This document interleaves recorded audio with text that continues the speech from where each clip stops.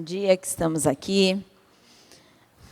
Obrigada, Pai, pelo teu amor e obrigada por nos ensinar da tua palavra, Deus.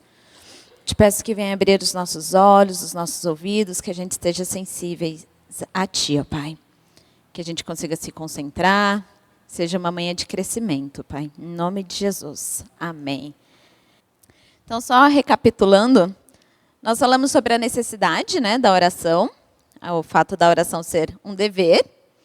Nós falamos sobre a importância da oração, que através dela nós conseguimos ter comunhão com Deus, Ela elimina as nossas preocupações, nos ensina a entregar nossas ansiedades, e a oração também nos fortalece para lutar contra o pecado. E a gente falou sobre as maneiras diferentes de oração. Aquelas orações voltadas mais à exaltação de Deus, que é a oração de ação de graças, de louvor e de adoração. E as orações que a gente fala um pouquinho da gente também. A oração de petição, de consagração e de entrega. Importante falar também que as orações, a gente vai categorizá-las, mas elas não são orações separadas. Geralmente, quando a gente ora, a gente tem os momentos de ação de graças, o momento de louvor, o momento de adoração, o momento de petição, o momento de consagração e o momento de entrega. Então, elas vão se entrelaçando. E, continuando, quais são as condições para a resposta às orações? A primeira delas é orar com fé. Mateus 21, 22 fala: "E tudo quanto pedirdes em oração, crendo, recebereis." Então, se a gente crê, nós iremos receber, nós precisamos ter fé. Porém, nós precisamos orar com um motivo correto. Como eu falei também semana passada, não adianta eu fazer uma oração que vai contra o que a Bíblia diz, que não vai acontecer. E o motivo, o nosso coração tem que estar alinhado com o coração de Deus. E nós temos também que estar com um coração limpo. Salmos 66, 18. "Se eu no coração contemplar a vaidade, o Senhor não teria me ouvido." Então aqui, o salmista falando, se o coração dele não tivesse limpo, o Senhor também não teria ouvido a ele. Nós precisamos orar também mantendo um relacionamento correto com o nosso próximo. Lembra? Acho que todas as semanas quase a gente fala, sobre amor ao próximo, sobre a importância da comunhão. E isso também é um pré-requisito para que a nossa oração seja aceita.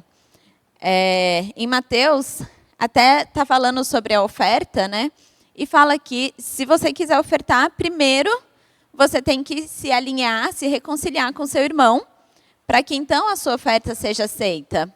Então, mais importante do que você ofertar é você se reconciliar com o irmão. Não adianta levar a oferta se houver alguma desavença. E nós precisamos orar também de acordo com a vontade de Deus. Mateus 6, 10, a oração do Pai Nosso: "Venha o teu reino e faça a tua vontade, assim na terra como no céu." Esse, acho que é o principal, A gente orar para que a vontade de Deus seja feita e não a nossa. Por quê? "Eu é que sei que pensamentos têm a vosso respeito, pensamentos de paz e não de mal." Então, sabendo sempre, em todas as nossas orações, que a vontade de Deus, ela é maior para a gente, ela é melhor. E aí, na semana passada, a pastora pediu para falar um pouco sobre o não, Que nós temos várias respostas de oração. Pode ser sim, pode ser espera um pouquinho, mas pode ser não também. Eu não sei vocês, eu não gosto de ouvir não. O Henrique também não gosta. Mas faz parte, Eu não posso dar tudo o que ele quer, fazer tudo com a vontade dele. Então, o não de Deus também faz parte. E nas Escrituras, Deus falou não também. A gente tem um exemplo de Davi. Davi, recapitulando, lá no comecinho a história de Davi. Davi viu uma mulher, gostou dela, só que ela era casada. Mas ele não se importou e fez coisas erradas. E nisso ela engravidou. Davi fez com que o marido dela fosse morto na guerra. E aí, nisso, a criança, o profeta falou que a criança não ia sobreviver, por causa do que Davi tinha feito. E Davi se colocou em uma posição de humilhação perante Deus. Ele foi orar, ele se entregou totalmente a Deus. Isso está em 2 Samuel 12, tá? Depois, se alguém quiser ler. Isso é um adendo, 2 Samuel 12. E o que aconteceu depois de Davi se humilhar, se entregar, colocar panos de saco? A criança morreu. A criança não sobreviveu. Então, foi um baita do não de Deus. E o mais impressionante é o que acontece depois. Depois que a criança morre, Davi se levanta, e aí no versículo 20, fala que ele entra na casa do Senhor e adora. Mesmo depois de um não desses. Então, Deus é Deus. Ele tem o direito de tomar decisões de vida ou de morte. Mas, em sua dor, Davi não se tornou amargo para com o Senhor e nem se afastou. A resposta ao não de Deus foi uma adoração e uma rendição profunda. Então, Davi recebeu o não, mesmo assim ele foi e se entregou em adoração. Paulo também. Paulo fala sobre o espinho na carne dele, né? E ele pede para esse espinho ser removido, mas Deus não tira. Ninguém sabe o que é. E nessa provação, Paulo aprendeu a confiar ainda mais profundamente na graça de Deus e a viver na glória dele. 2 Coríntios 12, a partir do 7. 2 Coríntios 12, a partir do 7. Para impedir que eu me exaltasse por causa da grandeza dessas revelações, foi-me dado um espinho na carne, um mensageiro de Satanás para me atormentar. 3 vezes roguei ao Senhor que o tirasse de mim. Mas ele me disse, minha graça é suficiente para você, pois o meu poder se aperfeiçoa na fraqueza. Portanto, me gloriarei ainda mais alegremente em minhas fraquezas, para que o poder de Cristo repouse em mim. Por isso, por amor de Cristo, regozijo-me nas fraquezas, nos insultos, nas necessidades, nas perseguições e nas angústias. Pois quando sou fraco, é que sou forte. Então, Paulo reconheceu que aquele não ia trazer força para ele. Ele ia glorificar a Deus ainda mais por causa daquele não.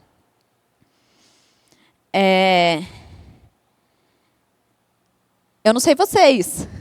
Eu já recebi um não bem doído. E o que a gente vai fazer a partir desse não? Né? Esse não vai ser uma desculpa para a gente abandonar a nossa fé? Deus não curou meu bebê, Deus não salvou meu casamento, Deus não me deu o emprego que eu precisava. Se a nossa visão é um Deus que é obrigado a conceder os nossos pedidos, a gente está tratando Deus como um gênio da lâmpada. Eu vou esfregar aqui e Deus faz. Isso não pode acontecer. Então, a gente não pode ficar desanimado quando Deus não realizar por nós. Nós temos a escolha de permitir que o não de Deus destrua a nossa fé ou a edifique. Esse não pode nos ensinar a perseverar, mesmo que a gente não entenda. Tiago 1. Tiago 1, 2 e 3. Meus amados irmãos, quando parece que vocês estão enfrentando apenas dificuldades, vejam isso como uma oportunidade inestimável de experimentar a maior alegria possível. Ó. Você está na dificuldade, é uma oportunidade de experimentar a maior alegria de todas. Pois você sabe que quando a sua fé é testada, ela desperta em você o poder da perseverança. Então, cabe a nós nos posicionarmos e decidirmos qual vai ser a nossa postura diante do não de Deus. Porque se a gente aceitar, vai produzir perseverança, vai produzir amadurecimento e crescimento nas nossas vidas. Um não da Bíblia, assim, que para mim é muito forte, foi um não que Elias recebeu. Elias era um super profeta. Elias, ele fez coisas extraordinárias. Mas chegou um momento em que ele foi perseguido por Jezabel. E ele foi embora, ele foi para o deserto. E aí lá no 1 Reis 19, versículo 4. E entrou no deserto, caminhando um dia, chegou a um pé de giesta, sentou-se debaixo dele e orou, pedindo a morte. Já tive o bastante, Senhor, tira a minha vida, não sou melhor do que os meus antepassados. Então, ali naquele momento de perseguição da rainha Jezabel, ele sentiu medo. Depois de tudo que ele fez, ele destruiu os profetas de Baal, ele ouvia a voz de Deus, mas em algum momento o medo entrou nele. E ele foi para o deserto. E ali embaixo de uma árvore ele orou a Deus e pediu a morte. Ele falou, Senhor, eu estou cansado, tira a minha vida. E qual foi a resposta que o Senhor deu para ele? Olha, levanta que ainda tem coisa para você fazer. Então, Deus não atendeu o pedido ali de Elias. Poderia até o Senhor ter falado, tá bom, acabou seu propósito aí na terra, então vamos vem aqui para o céu. Mas não, ainda havia algo para ele fazer. E é tão interessante, né? A Rebeca leu aqui, que os planos de Deus, qual foi o versículo que você leu? Eu é que sei os planos que tenho a vosso respeito. O plano de Deus ele é perfeito e é completo. O que aconteceu com Elias? Ele pediu a morte. E ele nunca morreu. Elias não morreu, ele foi arrebatado. Ele não morreu, ele foi arrebatado. O Senhor levou ele para o céu sem passar pela morte. A gente consegue contar nos dedos de uma mão quantos a Bíblia cita, quantos homens de Deus a Bíblia cita, que foram arrebatados. Então, veja o não de Deus. Né? Olha o plano. Eu é que sei os planos que tenho a vosso respeito. E quem veio depois de Elias? Eliseu, que teve uma porção dobrada. Se Elias tivesse morrido naquele dia, como que Eliseu poderia receber a porção dobrada? Então, não também é resposta. É fácil? Não é. É muito difícil receber não. Eu também não gosto, Rebeca.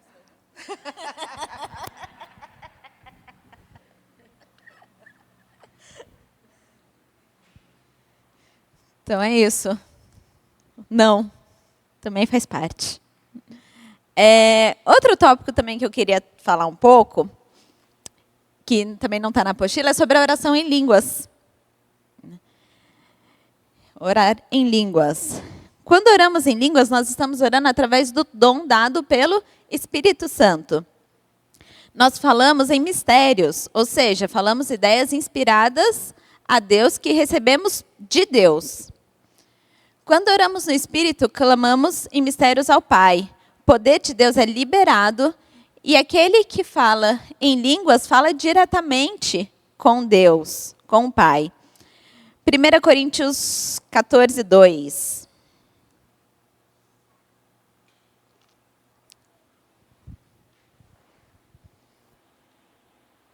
Primeira Coríntios 14 está falando sobre os dons do Espírito.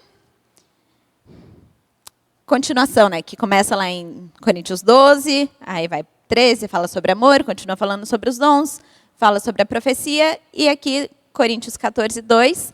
Quando alguém fala em línguas, ninguém entende uma palavra do que ele diz, porque ele não está falando com pessoas, mas com Deus. Ele está falando mistérios íntimos no Espírito. Então, aqui a gente está falando diretamente o idioma do céu. Eu lembro que o Dan brincava que no céu falava inglês, porque Deus fala inglês com ele. Mas não é inglês que fala no céu, e nem português. É em línguas. Então, quando nós oramos em línguas, nós estamos orando no idioma, no idioma de Deus. E a oração em línguas, desculpa, era pecha nessa. E a oração em línguas, ela traz a nossa edificação. O nosso interior é fortalecido, traz crescimento para a gente. A linguagem de oração, pessoal, nos edifica. Ela carrega a nossa bateria espiritual. Falar em línguas amacia o nosso espírito com o conhecimento de Deus e nos torna também mais sensíveis às informações que Deus tem para a gente. Aí, continuando ainda na Passion, quando ele vai para o versículo 4, 1 Coríntios 14, 4. Aquele que fala em línguas avança o seu próprio progresso espiritual, enquanto aquele que profetiza edifica a igreja. Então, nós precisamos trabalhar também esse tipo de oração, exercer esse tipo de oração, para que haja esse crescimento, essa edificação nas nossas vidas. Um alicerce ainda mais profundo em Jesus. E quando nós estamos orando em línguas, o Senhor, o Espírito Santo, ele nos dá informações sobre o que orar. O orar no Espírito libera a atividade dele, pois ele mesmo nos ajuda nas nossas fraquezas.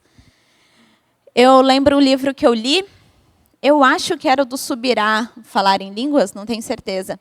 Ele dá um testemunho de uma pastora que começou a orar em línguas, e quando a gente ora em línguas, a gente não sabe o que a gente está falando, né? Mas ela começou a orar em línguas e tal. E aí depois ela foi conversar com outro moço da igreja dela, e ele falou, olha, tal dia, tal hora, eu estava pensando em me matar. Mas eu senti muito forte o Espírito Santo não deixando.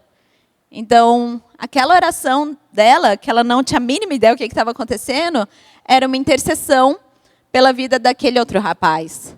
Então, nós somos guiados para orar verdadeiramente de acordo com o coração do Pai. Quando a gente ora em línguas, a gente não pede o nosso querer. É uma oração realmente conectada com o coração do Pai. Romanos, ainda na Passion, Romanos 8, 26, fala... E de maneira semelhante, o Espírito Santo toma conta de nós, em nossa fragilidade humana, para nos capacitar em nossa fraqueza. Por exemplo, às vezes nem sabemos como orar, ou quais as melhores coisas a pedir, mas o Espírito Santo se eleva dentro de nós para interceder em nosso favor, suplicando a Deus com suspiros emocionais profundos demais para serem palavras. Deus, o buscador do coração, conhece plenamente os nossos anseios, mas também compreende os desejos do Espírito, porque o Espírito Santo intercede apaixonadamente diante de Deus por nós, seus santos, em perfeita harmonia com o plano de Deus e o nosso destino. Então, muitas vezes a gente não sabe o que orar, como orar, mas aqui, mais uma vez falando, o Espírito Santo... em outras versões fala, através de gemidos inexprimíveis, ele ora. E o que são esses gemidos? É a oração em línguas, né? E ele ora de acordo com a vontade do Pai, em perfeita harmonia com o plano de Deus e o nosso destino. É a oração perfeita. Esses gemidos também são a intercessão do Espírito Santo. Sim. E ao orar em línguas, nós estamos também... A oração em línguas não é só lá ou só cá, né? É a conexão. A gente precisa fazer a nossa parte e o Espírito Santo vem com a parte dele também. E uma coisa muito legal sobre... antes de ser batizada, de começar a orar em línguas... Eu lembro que às vezes tinha o culto e os pastores chamavam na frente. Você que quer orar em línguas, vem aqui na frente. Daí eu ia e recebia oração. E eu não sei também, não sei vocês, mas eu esperava que ia ser, entre aspas, tipo uma mágica. Eu ia estar quieta e de repente o Espírito Santo ia me tomar e eu ia começar babá. Não necessariamente é assim. Para a gente orar em línguas, nós precisamos abrir a nossa boca. Nós precisamos falar. Quando que eu comecei a falar em línguas? Alguns bons anos atrás também. Um pastor amigo dos meus pais, ele veio pregar, ele não era daqui, ele veio pregar acho que em São Paulo. Aí a gente foi para lá e a gente chegou mais cedo e nós encontramos com ele no lobby do hotel. Aí ele perguntou, Rebeca, você já ora em línguas? Eu falei, não. Ele, então senta aqui. Aí ele fez uma oração, aí ele falou, agora repete comigo. Babá, babá, babá. Aí eu repeti com ele. Babá, babá, babá. Aí ele, tá, agora repete comigo. Lelê, lelê, lelê. Aí eu repeti com ele. Lelê, lelê, lelê. E assim foi. Então não tem nada assim de... Não sei que palavra usar, a não ser místico. Não tem nada assim de muito... que super espiritual, que super... Não. É prático. É começar a falar. E aí eu comecei a falar também. Eu comecei através de uma repetição, até que o Espírito Santo começou a me guiar também, e eu comecei a falar outras palavras diferentes da que ele falava. E isso está disponível para a gente. Então, tarefa, para aqueles que ainda não estão. Tarefa não, um conselho. Tira um tempinho em casa, começa a falar qualquer coisa. Nem que seja babá, babá, babá, lerê, lerê, lerê. E vê o que o Espírito Santo vai fazer. Tá bom? Porque é prático. É prático. Uma outra coisa muito interessante é que a Rebeca falou, né? Tem pessoas que falam, mas isso é um absurdo, eu imitar o outro, é papagaio? Não. É um ato de fé. O Senhor, Ele quer que a gente chegue a Ele com o coração contrito, ou seja, humilhado. Nós precisamos esquecer o nosso orgulho, a nossa vaidade, né? Então isso é muito interessante. Ah, mas eu vou ficar imitando um papagaio? Não, você não vai ficar imitando um papagaio. É um ato de fé. Você está fazendo aquilo e o Senhor então vai te abençoar. E uma outra coisinha, né, interessante é que quando você ora em línguas, tudo isso que a Rebeca falou, né, maravilhoso, amei, né? Além de tudo, deixa o seu pensamento zerado. Em outras palavras, a sua mente se torna infrutífera. Então você não pensa em nada. Você começa a orar. Ramanana, shei, cantari, lamanassou, ramanana, xererererererere. Você não pensa em nada nesse momento. Não pensa em nada. Então, as suas preocupações, as suas tristezas, as suas angústias, né? Você não pensa em nada. Sua mente se torna infrutífera. Ou seja, não produz nada. Você não consegue fazer uma soma de 2 mais 2 enquanto você está orando em línguas. Porque você está totalmente ligado nas coisas do Senhor. Então, às vezes o tempo passa. Tem mais um caso que eu li, não sei onde, não sei quando. Mas dizia assim que um camarada ele não conseguia orar durante 2 minutos. Ele ajoelhava para orar, Senhor, obrigado por esse dia, obrigado pelo alimento, obrigado pelo gato, pelo cachorro, pelo papagaio, obrigado pela minha família, amém. Isso aí deu 10 segundos. Ele não conseguia passar disso. Aí ele aprendeu a orar em línguas. Aí o tempo já não contava mais. Ele orava 5, 10, 15, 30 minutos. Porque fica infrutífera a mente. E o Espírito Santo que está em nós, que habita em nós, é que se comunica com o Espírito de Deus. Então o nosso Espírito se comunicando através do Espírito Santo com Deus Pai. Isso é maravilhoso.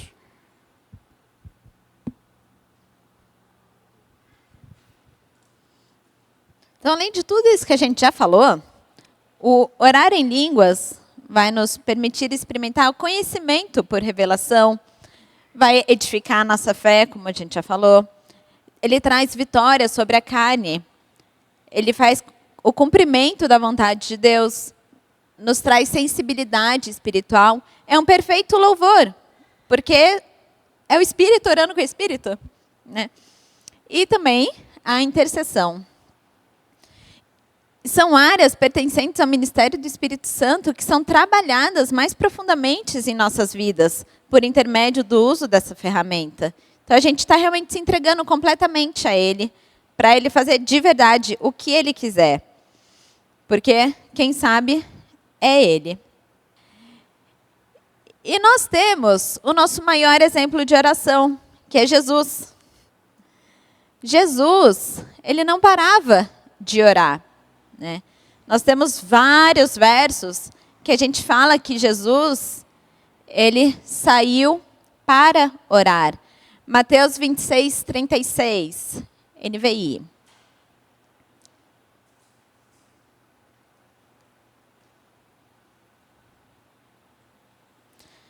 Mateus 26, 36. Então, Jesus foi com seus discípulos para um lugar chamado Getsemane e disse-lhes: sentem-se aqui enquanto vou ali orar. Então, Jesus indo orar. Marcos 1, 35. Marcos 1, 35. De madrugada, quando ainda estava escuro, Jesus levantou-se, saiu de casa e foi para um lugar deserto, onde ficou orando. Lucas 5,16. Lucas 5,16. Mas Jesus retirava-se para lugares solitários e orava. Lucas 6,12. Lucas 6,12. Num daqueles dias, Jesus saiu para o monte a fim de orar e passou a noite orando a Deus. Lucas 9,18. Lucas 9,18. Certa vez, Jesus estava orando em particular, e com ele estavam seus discípulos. Então perguntou: quem as multidões dizem que sou? Então, certa vez, Jesus estava orando. Então, por diversas passagens, nós vemos Jesus orando. Se Jesus, que era Deus, que é Deus, orou, né? Eu acho que está aí uma lição para a gente também. Vamos orar.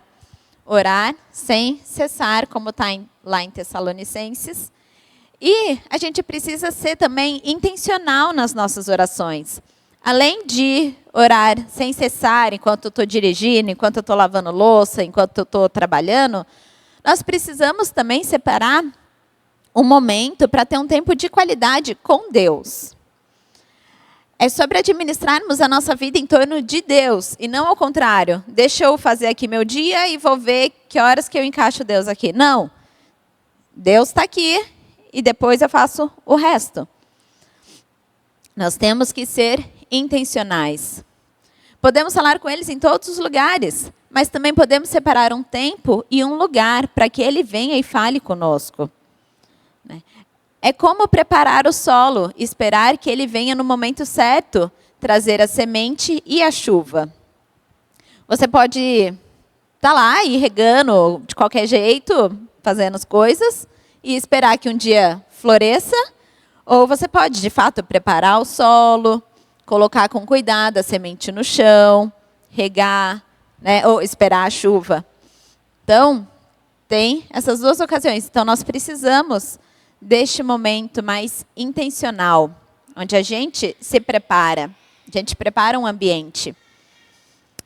Aquele versículo de Mateus 6,6, né, sobre fechar a porta, ele fala também de deixar as distrações de lado. Não é só para você não aparecer, mas é também para as coisas de fora não te tirarem o foco. Então, um momento específico para oração, um momento específico para a gente conversar com Deus. E grandes coisas podem acontecer na história e no tempo em que vivemos, se buscarmos a Deus de todo o coração e levarmos a oração como algo essencial e totalmente insubstituível. Então, mais uma vez, temos que ser intencionais, né? Não é deixa a vida me levar. A gente tem que ser intencional em tudo aquilo que a gente faz. Eu vou ter um momento específico para orar, fazer talvez uma lista de oração, eu preciso orar sobre tal coisa. Ter um momento específico para adorar, um momento específico para a leitura. Sermos intencionais na nossa vida para aquilo que vale a pena, né? Porque o que está aqui é passageiro. A gente precisa plantar para colher aquilo que é eterno.